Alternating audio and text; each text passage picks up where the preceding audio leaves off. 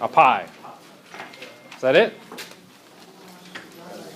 Strawberry pie, okay. What does a pessimist see? So, a bunch of calories. Right? I'm allergic to strawberries. That is a horrible life. I apologize for you. Right? What does an optimist see? That's going to be really tasty. It looks good. What does a scientist see? Right? Probably looking at the measurements. Right? This is how you would go through and make this. I would argue that's what a chef sees. How do you go through and make it? What does a scientist see? Just a strawberry pie. Ingredients you put together to make it back. Why do I care about the ingredients? They're chemicals, okay. They're combined to make that. Here's kind of a fun revelation about scientists. Scientists look at that and say, yeah, that looks pretty good. They might be kind of optimistic scientists. That looks pretty good. Okay, but I can make it better. Okay, everything that we do in science is I can do it better. Why do we have solar cells? We saw what plants did. They absorb light, that turns energy, and they live. Well, I can do better than that. I'm going to make a solar cell that's going to do the same thing. Okay?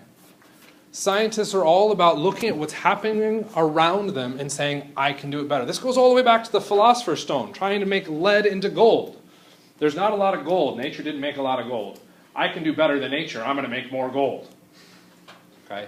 Scientists are egotistical by nature. Okay? That's what they're trying to do. They are trying to make things better than what was already presented. Okay? That can be a good thing. That can be a horribly bad thing. Okay?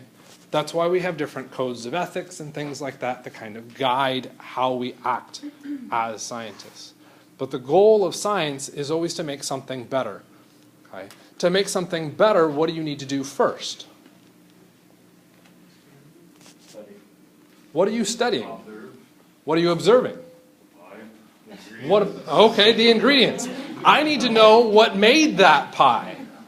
Once I know what made that pie, I can now start to change things about those ingredients to make it better.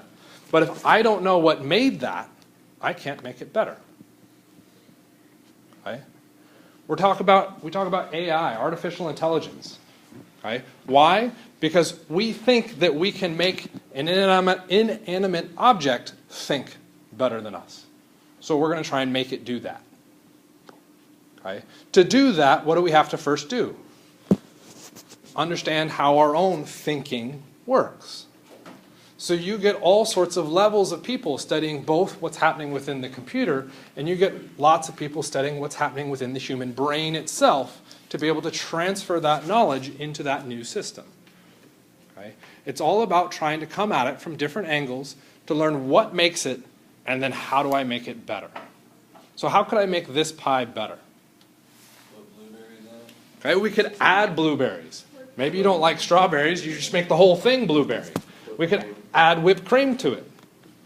Okay? The sugar used was probably just granulated white over-processed sugar. I'm going to use turbinado sugar because turbinado is a lot better and more flavorful. So that's going to make this pie better. Okay? It's probably got white flour. Okay? White flour doesn't really have a lot of nutrients. I want to put some more nutrients into this, so I'm going to use wheat flour for my pie. Some of you are going, I tried that. That sucked. Yeah. Okay. Doesn't work very well. So what happens in our discoveries as we move through science is not just success. Yes, I added cooler sugar, so now it tastes better. Okay. Yes, I added wheat flour, so now it's got more nutrients. But what happened when I added the wheat flour? It turned the pie to crap. Okay. So I will fail in those attempts. But as somebody trying to make the pie better, what am I going to do with that failure? Grow from it. Learn from it. Probably pawn that pie off to somebody I didn't like. Here, have a strawberry pie. Now they think you're really cool. And they go, God, they can't make pie. Meanwhile, you continue to work on your process. Okay? So it's about learning from those mistakes and moving forward. This is what science tries to do. Okay? This is something that scientists constantly do. However, we're not really told about that. So we move into the scientific method. Okay? This is learning something new. Okay? That's our ultimate goal. Okay? The level of that something can be catastrophically huge and world-changing. It could just be, well, I can now evaluate that Mike's shirt is purple. You've learned something new. Okay? It doesn't have to be a big discovery. So where does the scientific method gonna start? What was the first thing I asked back here? What is that? Okay? It's not even really a question. It's an observation of what I'm looking at. I'm making an observation of my world, and I want to then think about that. Okay? I have an observation. I want to work with that observation. What do I do after I have that observation? Form a hypothesis. The hypothesis with the pie, I can make it better. Okay? Which I probably could, admittedly. Okay? Remember egotistical? Hypothesis. The hypothesis is now forming some kind of question about that observation. Okay? It could just be, well, what's in that? Okay? It could be, I think this is in that. Okay? What do we do after that hypothesis? Okay, we do an experiment. Okay, what do we do after the experiment? Analyze. Okay, we would analyze the data, okay, leading us to, we saw the textbook, because I think I stole this from the textbook. We usually come up with a conclusion, which we say is then a law or a theory. Okay? Well, that's beautiful. It's nice and linear, right? Except that's not true. What happens after the experiment? Failure. We screwed up. Okay? In the process of remaking the pie, I goofed. Okay? I didn't control a certain variable. Okay? Yes, I changed the sugar, but I also changed the flour. Okay? Why does my pie taste like crap now? Was it the sugar or was it the flour? I don't know. Okay? So I have to go back and redesign my experiment to make sure that I can draw a proper conclusion. So I've failed with my experiment. Okay? And that's not a happy thing if it's a class and you're getting tested. Okay? But we do this with everything we do. Okay? We fail and then we try again. Okay? So we might adjust our hypothesis or we might adjust our experiment. And then what happens? Fail again. You fail again. So you start over, you adjust the hypothesis, you adjust the experiment. And then what happens? You fail. You fail again. And again, and again, and again. Okay? Probably 99 out of 100 times you fail. Okay? Which is insanely depressing. Okay? So scientists are egotistical sadists because they enjoy the pain of that failure. Okay? But at the same time, that one time that something went right, they can develop this theory or a law. They spent all that time in that failure, and that one time they get a little theory. They get a nugget of something new that they can present to the rest of the world. And the rest of the world looks at it and goes, oh my God, you're a genius because you went observation, hypothesis, experiment, and something new. You're like, not really. It was observation, hypothesis, experiment. That was wrong. Observation, hypothesis, that was wrong. And it's this constant reworking that happens behind the scenes that nobody ever sees. Right? You look at papers that get published. In the papers that are published, are they telling you how they screwed up the experiment? No. They're telling you how they did it right. Okay? They may have observed the strawberry pie and said, I can make the strawberry pie better. And yet we look at the end result for their paper and they're like, I can make a really awesome pecan pie. Whoa! Strawberry pecan, what happened? Well, through their experiment, they decided that they liked pecan pie better. And they're now focusing on a pecan pie. But how did they write it up? I started out trying to make a pecan pie. No, you didn't. You started out looking at a strawberry pie. Okay? So science will shift its view significantly in how it gets presented. Okay, so what you have to remember as we move through that we're going to be spending a lot of time in this failure category. Okay? And what we see in our textbooks is this observation hypothesis experiment theory. Okay? That's all we're taught. Okay? What I want you to do is think about what's happening within the failure. Okay? And believe it or not, that's what I want you to do. I want you to fail in this class. Oh, thank you. Okay? Oh, thank you, yeah. I do not want you to fail this class. Wait, what? Yeah, there's some subtle word changing in there. I want you to fail in the class, but I don't want you to fail the class. Okay? Subtle change in the words. In versus the. Okay? For the class, I want you to succeed. Okay? I want you to have the A. That's where I want you to be. But for you to get there, you have to fail in the class. You have to fail outside of the class. You have to work questions. You have to work problems that are going to cause you to want to rip your hair out and scream and throw stuff. That's what happens. Okay? There's an awesome little puzzle that's now floating around our, I should actually find a picture of it, that's floating around our white elephant gift exchange. It's a Jackson Pollock painting with like 5,000 pieces. Okay? If you're the lucky person that ends the exchange with the present or with the puzzle, you have to finish the puzzle within 3 months. Okay? Otherwise, they threw in some weird penalty. I don't remember what it was because I haven't had the luck of drawing that puzzle yet. Okay? It literally took the last group 3 months to solve the puzzle. Okay?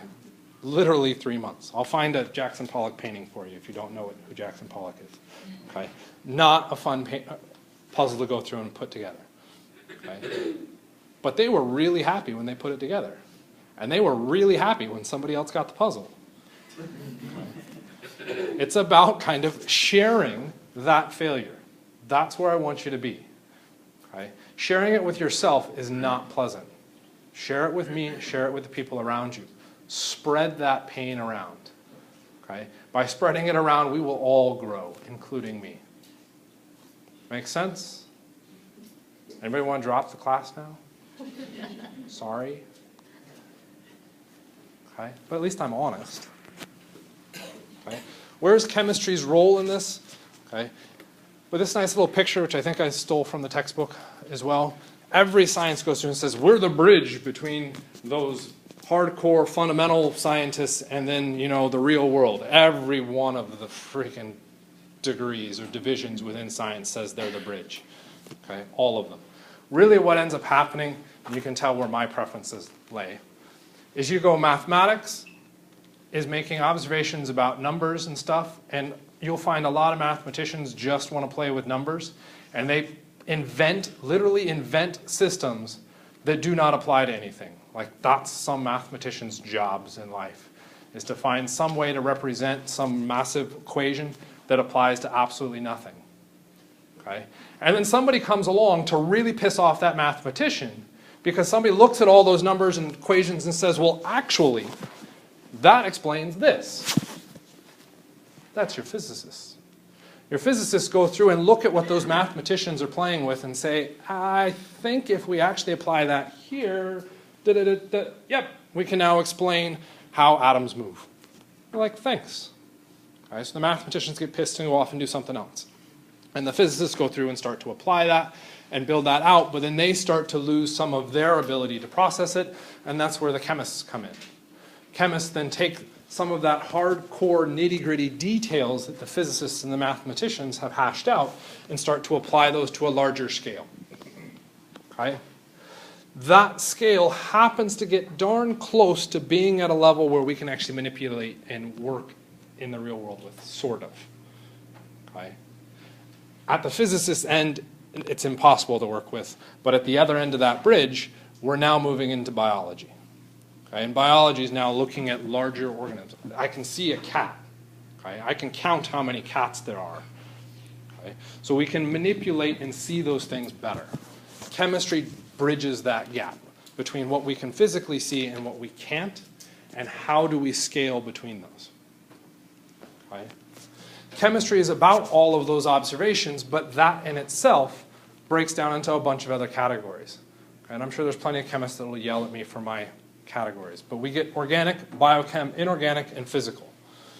Okay? All looking at pretty much different areas along that bridge, if we will. What does general chemistry try to do? It tries to cover all of those. Okay? Does it do a good job of it? No.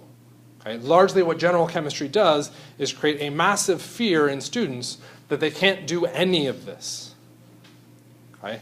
I happen to be a passable organic chemist, okay? Not so passable biochemist, horrible inorganic chemist, okay?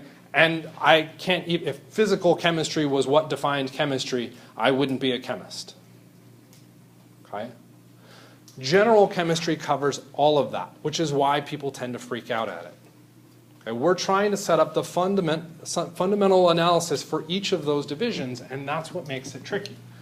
Okay? So we're skipping across the surface of all of those areas of chemistry to come up with some basic common principles that if we had to move further into science or into chemistry, we would develop more on. More on? Huh. Yeah. Okay? Kind of makes sense? For those of you at home, you just heard that too, because that was recorded. That is chapter 1. Okay? Chapter 3. So this is where we jump around. Okay? If you're in the 7th edition textbook, I skipped PSS in chapter 2. Okay? Because those two chapters deal with numbers. And I'm bad at numbers, so I want to deal with the cool stuff first, and then we'll go back to dealing with numbers. Okay? So chapter 3 is now what is matter. Okay?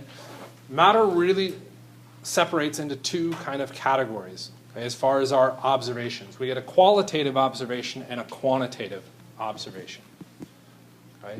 So if we take a look at that picture, what do we see? What is our observation? There's one. What is that, sheep? There's 2 sheep. There's a little head poking in back there. We got this guy. So there's 2 sheep. Okay? Can you make any other observations? What's that? We have trees. Those might be shrubs. They're trees now. Okay, I'll cross out shrubs.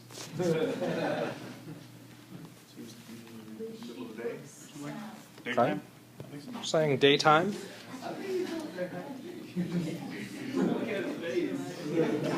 Might be winter. He's just pissed that someone's taking a camera of him. Taking a picture of him. Why are you saying it's winter? Because of their coat that they have on. Their fleece. Okay, so you're making an observation that it's winter. Okay? But why are you making the observation that it's winter? Based off of it. They have their coats. They don't have their coat shoes. You're actually making an observation that they have a coat, and you're now drawing a conclusion that because they have their wool coat, it's probably winter. Okay? So you're now starting to draw conclusions, extending them out. The observation isn't that it's winter. The observation is that they have wool coats. With that information, I can now start to say that it might be winter. Okay? So we're applying our knowledge out. You've actually come up with a hypothesis that we could test by trying to figure out where that picture came from. I wish I knew. I don't. Okay? Let's get back to qualitative versus quantitative. Okay? In the observations I've got written up here, what do you think? Qualitative or quantitative?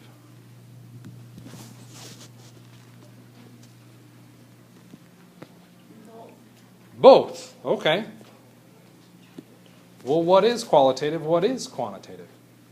Critical thinking, qualitative ideas, quantitative, based off numbers. Okay. We could break this down into the roots. Quant, kind of like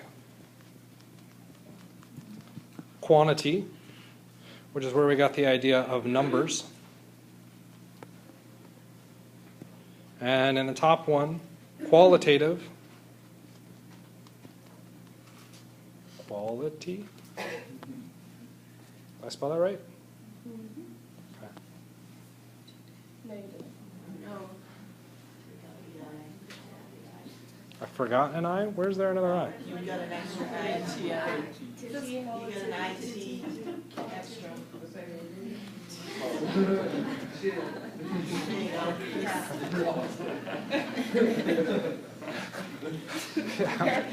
Sorry.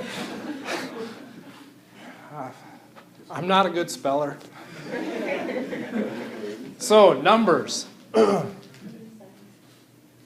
Which of our observations matches our numbers? 2 sheep. Okay. So, in our quantitative observation, is it just 2? 2 sheep. So, our quantitative observation isn't just a number. It's a number and the substance. Okay. Or as we'll start to see when we move further on into science, units. Okay. Qualitative. Daytime, we didn't quantify which spot of the day. We just said it was kind of a general thing. What else could we do with our qualitative? There was one that I didn't actually write up there. How did you know it was winter? What kind of coat did they have? It's fluffy. They had a fluffy coat. It's so fluffy. They had a fluffy coat. That's a qualitative observation. Right? Which observation is more important? Depends on what we're doing with it. Depends on the conclusion we're trying to draw. If I want to know what season it is, I don't care how many sheep there are. I care how fluffy their coat is. Okay? If I'm trying to, as you're going to change me on that? Maybe because it depends. In spring there tends to be more offspring. So if you're looking at winter, there tends to be less sheep there. So maybe the number of sheep does. So the number of sheep could correlate in. So we could draw conclusions from either direction. Okay, but we also don't know the sample size of this, so that could adjust that. Okay. What if I want to know how much money I can make at market? Or the sample size. Okay. That could come down into the sample size. How many sheep are there? How much wool is actually present? What is the quantity?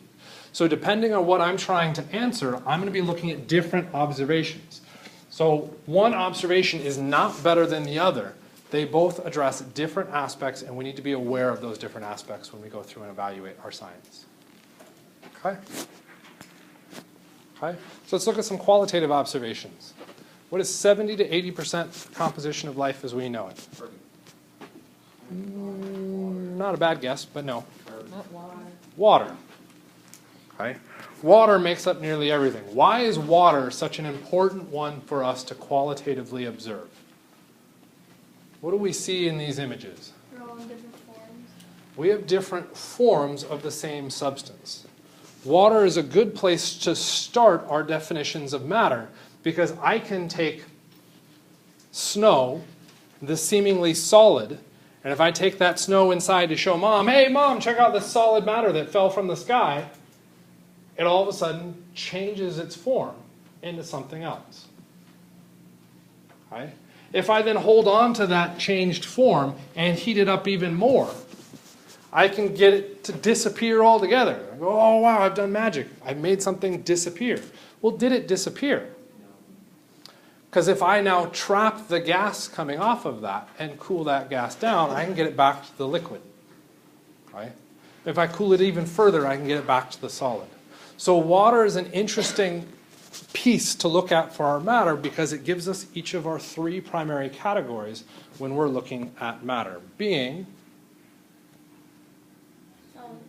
solids, liquids,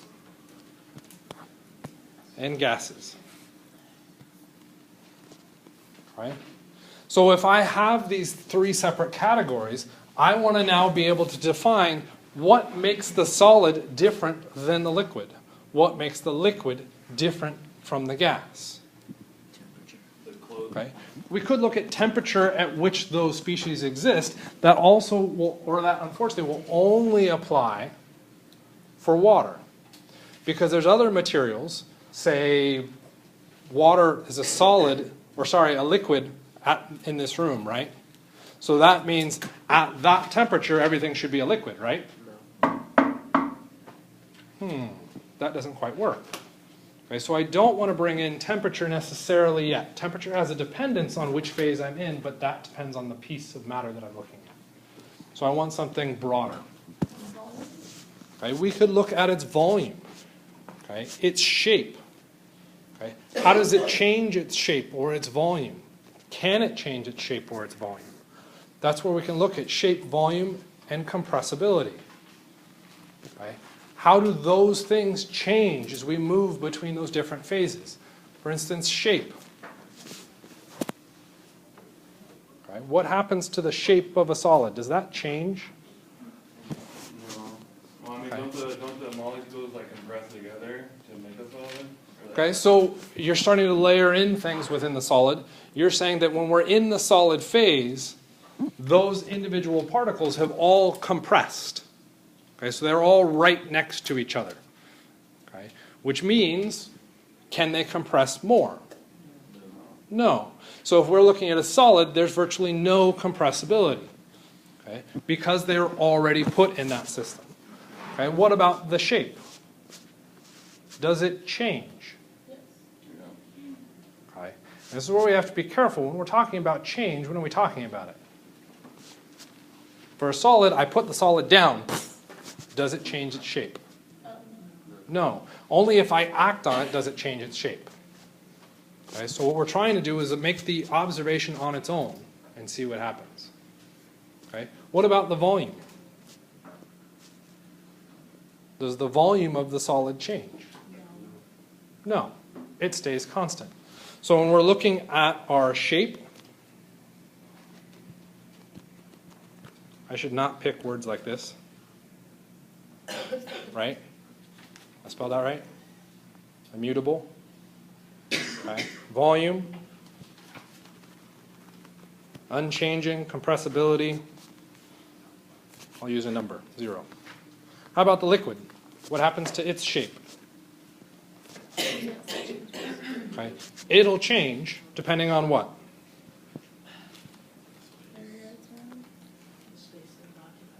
So if I take a liquid and I pour that in here, it's going to fill up the whole room. Okay? I mean, just like a water bottle, liquid. Like I just pour the water bottle and you're like, oh my God, don't do that because I'll drown. Okay? That's why I said water bottle. I just take a water bottle. If it fills up, because if it's now in the bottle and it's now not in the bottle, what's the container? That's this room. Would we now all drown by me emptying the water bottle into this room? No, why not? Same volume. Okay. The volume doesn't change. So the shape will change to the volume. Okay? So if I change the object that's holding it, okay, the liquid will fill the volume that matches the shape of where it is, but once it's hit its volume, it's done. Okay, because the volume doesn't change. What about compressibility? Anybody try to push on a liquid? Hey, you use your hand, you're like, you push, my hand just goes into the liquid. I didn't really push it. Okay. Or take 2 cups that have water in them and try to push them against each other. What happens? They're glass. Okay, there's a gesture. Kind of break in your hands. Yeah. There's very little compressibility typically for liquids. Okay. So instead of saying 0, I'm going to say little. Okay? Roughly 0. What about a gas? What happens to its shape?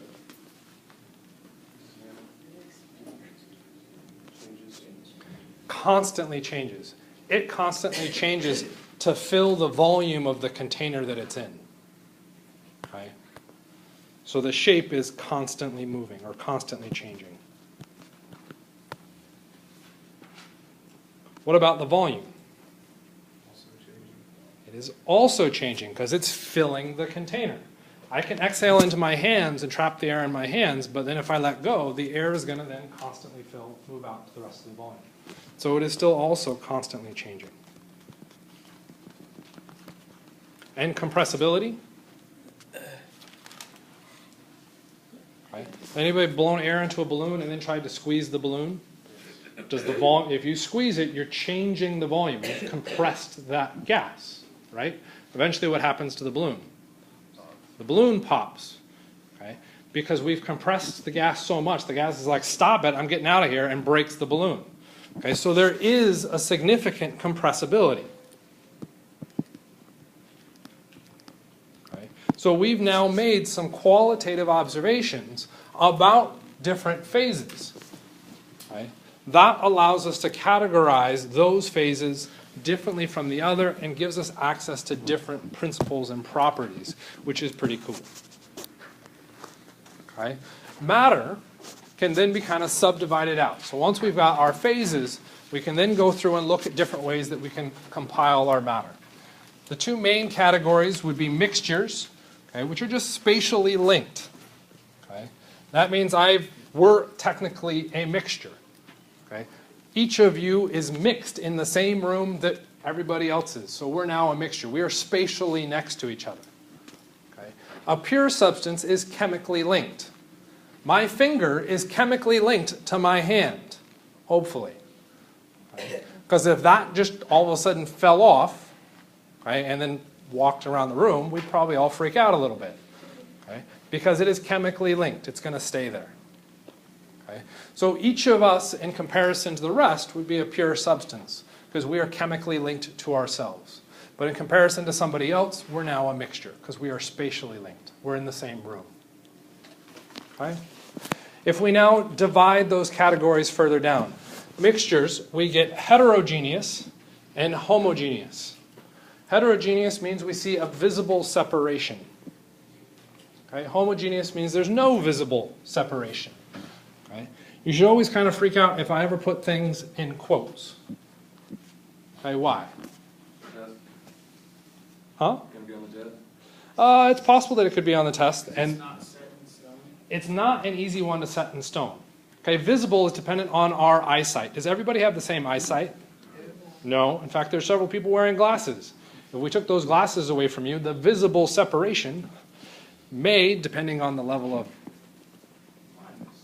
prescription in your glasses, may completely disappear. In which case we say, well, that thing is now a homogeneous system as opposed to a heterogeneous.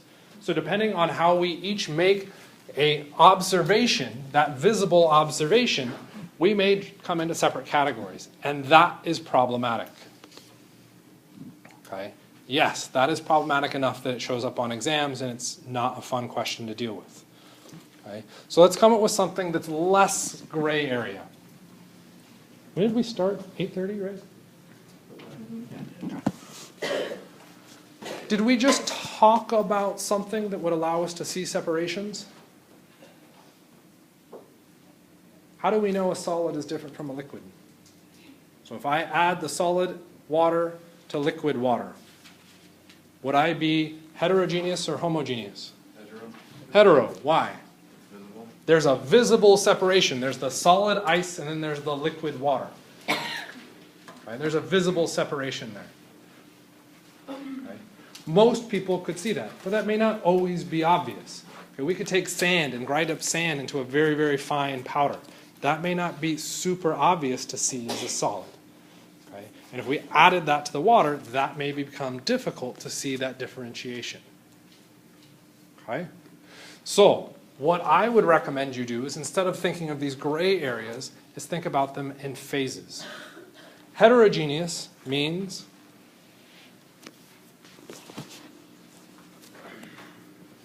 any ideas? You can separate it some way. And you could like see That's adding a layer of difficulty on top of that, but you're right. Involves two different phases. Okay. More than one, whoops, can't be equal. More than one phase. Right? So ice water has solid ice and liquid water. Okay? Salad dressing. That's a difficult one, because how many people make their own salad dressing? Yeah, see, that doesn't work very well. Do you make your own salad dressing? Yeah. Why would you buy the stuff in the store? You can make it so much better. if you look at, let's try maybe the Italian dressing in the store. It separates. Okay, depending on which one you buy, you'll see a separation there. Okay, sometimes you'll see it with fruit juices, right? You'll see a sediment at the bottom, and you got the liquid floating on top, and you go, "Oh, that looks nasty. I don't want to eat that or drink that, so I'm going to leave that in the store." That's why some wise, let's just say wise, chemist went through and said, "Well, people aren't buying that because they see these two phases. So what am I going to do? I'm going to add chemicals to that to make sure those two phases stay mixed." That way, someone goes in the store and say, "Oh, that one has two, oh, that's ugly, I don't want that. Oh, but that one's all uniform and neat, I'm going to use that one. That one probably has a lot more crap in it that you didn't actually want to eat." Okay. Ooh, we just learned something. Why is chemistry important? Two phases, better than one. Huh. Right. We want to be able to see those phases, and we can make conclusions about better or worse off of those. Okay? A heterogeneous system has multiple phases. Salad dressing. Okay? Well, salad dressing is all liquid, right? It has the oil and the vinegar, okay? Or oil and water. Why is that heterogeneous? Isn't that only one phase? They're both liquids. Do those liquids mix? No. Okay. I can force them to temporarily interact with each other if I can break them up into small enough particles by vigorously shaking them. Okay. But if I give them long enough to decide where they want to be, I will see more than one phase. I will see a liquid water phase, and I will see a liquid oil phase. So it's not I only have solids, or I only have liquids, I only have gases. It's, are those evenly mixed with each other? Okay? So heterogeneous is more than one phase. Well, what is homogeneous then? Just one phase, right? And only one phase. Right? Anybody seen salt before? Never? Okay, well, somebody that has seen salt, describe it to me. White crystals. White crystals. Crystals too sciencey, change that. Granules. Jeez. Granules is even more sciencey. That's even a hard one to say. Okay, maybe we should double back to, how about sciencey like on the last slide we just looked at? White rock. White little rocks. Is it a liquid? Oh, it's a solid. Okay, there's a word I wanted. We just talked about that in a science context, so I guess that didn't work. Right. So it's a white solid. What is water? A clear liquid, two phases. I mix them and I get a heterogeneous system because I have a white solid and a clear liquid. That's two phases. So some people have Dissolves in water. the salt dissolves in the water. What happens to the salt? It disappears. Do I see a white solid anymore? No. All I see is this clear liquid. Okay? No longer two phases. I now have one new phase. That new phase is now a solution of salt and water. That's a homogeneous system. Okay? Kind of makes sense? Yes. You're saying like to make Kool-Aid or something, like powder at the bottom, it's hetero, stir it up. So we can bring time into this to be a pain. Because, yeah, what you just described, not everybody's seen. My parents, or my dad in particular, when making Kool-Aid would say, yes, you can have Kool-Aid, but you're not allowed to stir it. For those of you that have made Kool-Aid, it's sugar, solid sugar, and liquid water. You add the sugar to the water, and then you stir it. Why do you stir it? So to get the sugar to dissolve in the water, okay, so that you can drink it, and it doesn't taste just like water, okay, or taste like solid sugar at the bottom. Okay, so I was allowed to have Kool-Aid, we just couldn't stir it. So that meant if you wanted Kool-Aid, you got the pitcher, poured the water in, you poured the sugar in, and then you sat there and you stared at it for the better part of a couple hours. Okay? Eventually it will all dissolve. So if we add time into the system, when I first started looking at it, that's a heterogeneous system because there's two things. Okay? If I extend the time out far enough, I now see it as a homogeneous system. Right? So when we're making these observations, we want to minimize the effective time, meaning we want to look at the very end of the possible process. We aren't trying to look at the intermediate stages in the process of it changing. We're trying to look at the static result. Okay? So Kool-Aid would be an example of a homogeneous system. On the other side, we've got a pure substance. These are chemically linked things. Okay? This can come in two separate categories as well. Compounds, which have at least two elements, or elements that have only one element. Okay? Some of you, chemistry, this is your first chemistry class. What is an element? Hydrogen is an element. So when I say compound, it has to have hydrogen? Water is It can't be broken down. So we're using a word that we don't know to define a word that we don't know. Awesome. We do that a lot at the beginning of the semester. Okay? Our elements are pretty much anything that you see up on the periodic table of elements. Okay? So anything in those boxes can be used to make a compound if I combine it with other elements, so long as they make a chemical link. Okay, so we clarified element to explain compound, but then compound we said was a pure substance that was chemically linked. This was your first chemistry class, right? The name of the class was chemistry, which means you don't know anything about chemistry. And to define my pure substance, I am using the word chemistry. Yeah, I am. That's awesome. You have no idea what chemically linked means. Okay? You kind of just have to take my word for it at this point. Okay? By the end of this unit, we will know what chemically linked is. It's how those things actually physically connect. And it is very easy to get pure substances and mixtures confused when you don't know what a pure substance is because of that word chemistry. Okay? So we'll fall into lots of gray areas. We just got to work with it. As far as our elements, they will subdivide out into different categories: metals, metalloids, and nonmetals. We could look at a bunch of different properties of those. Okay, so those are a bunch of properties. That's cool. When we look at the periodic table, does anybody look at the periodic table and say, oh, yep, that one is totally malleable? It's shiny. Like when you look at it right, maybe the light reflects and that symbol looks shiny, right? Okay. None of that information is stashed obviously on the periodic table as far as those observations go. So these were conclusions drawn about those individual materials, okay, that then somehow had to get organized on the periodic table.